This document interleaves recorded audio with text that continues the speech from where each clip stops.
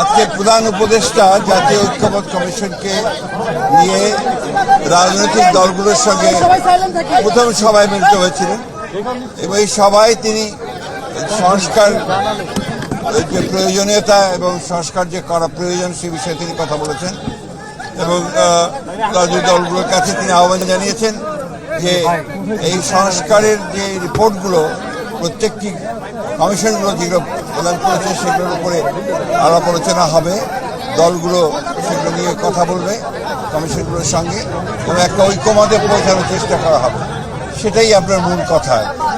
এবং সেই জন্য আজকে প্রাথমিক আলোচনা, সেখানে বিভিন্ন রাজনৈতিক দল বিভিন্নভাবে কথা বলেছেন।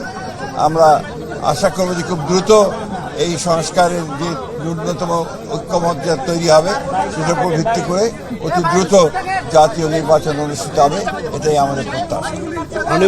স্থানীয় নির্বাচন বা সংসদ নির্বাচন কোনটি আগে? আমরা আগে বলেছি, কিন্তু আমাদের কথা খুব পরিষ্কার বলেছি ভাই, আমাদের কথা হচ্ছে যে আমরা বলেছি যে জাতীয় সংসদের নির্বাচন সবার আগে হতে হবে, তারপরে আপনার স্থানীয় সরকার।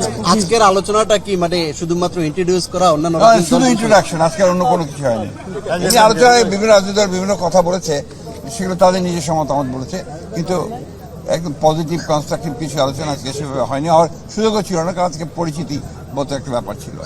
Thank you.